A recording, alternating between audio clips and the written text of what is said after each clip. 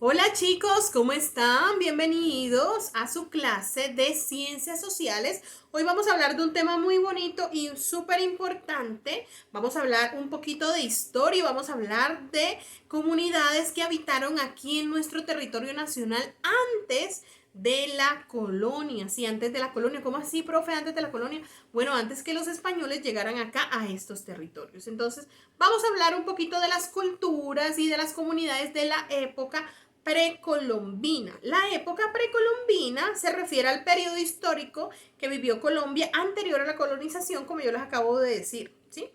El término precolombino, pues en general se utiliza para cualquier, no solamente para Colombia, sino para cualquier país aquí en América, ¿sí? Porque nosotros en América el territorio americano fue colonizado en su totalidad.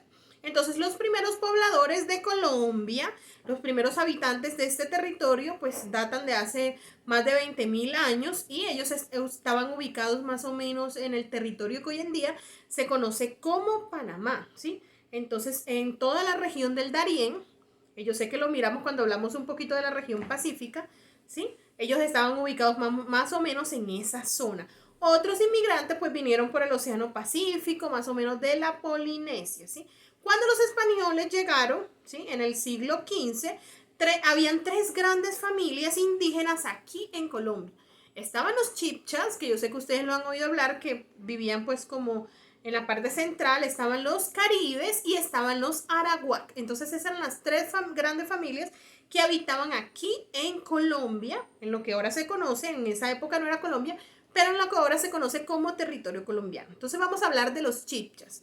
Los chipchas se ubicaron en las costas, en las llanuras costeras, entre Santander, Boyacá, Cauca y Nariño. Entonces aquí en Santander estaban ubicados la comunidad chipcha. Eran familias numerosas, tenían un desarrollo intelectual más o menos avanzado, porque aunque nosotros fuimos colonizados y aprendimos un idioma, eso no quiere decir que nuestros indígenas no tuvieran mucho conocimiento. Ellos también tenían conocimiento de la experiencia que le brindaba la naturaleza, ¿sí? Y sobre todo tenían un conocimiento avanzado en las matemáticas. Ellos fueron aventajados, ellos sabían mucho de agricultura, de cerámica, de orfebrería. Si ustedes alguna vez han ido a un museo, pueden ver esas magníficas obras de orfebrería que ellos utilizaban, ¿sí? Ellos también utilizaban su tipo de escritura, que son los jeroglíficos, que era una manera de expresar las ideas a través de dibujos, ¿sí? Tenían una organización social, que era como el clan o las familias. Varios clanes conformaban una tribu y cada tribu tenía su cacique, que era el líder. Esta unión de tribus pues se le denominaba confederación. Dentro de esa familia chipcha habían otras comunidades que se destacaron, que pertenecían a los chipchas, que eran los muiscas y eran los taironas. Entonces los muiscas estaban ubicados entre Cundinamarca, Boyacá y Santander. Era un pueblo también pues agrícola, aunque ellos pertenecían a los chipchas, ¿no? Ellos utilizaban, la alimentación de ellos era más o menos vegetariana. También hacían cerámicas, ellos adoraban a diversos dioses, adoraban al sol. Tenían muchos animales que eran sagrados para ellos y tenían también una mitología bien constituida, ¿sí? Ellos eran muy religiosos, rendían culto a sus dioses y eran muy respetuosos con ellos, y también rendían culto a la luna. Los taironas, en cambio, sí estaban ubicados por los lados de la Sierra Nevada de Santa Marta.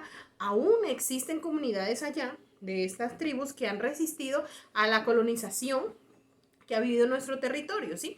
Esta comunidad pues también está conformada por varias tribus y ellos viven en ese lugar, ¿sí?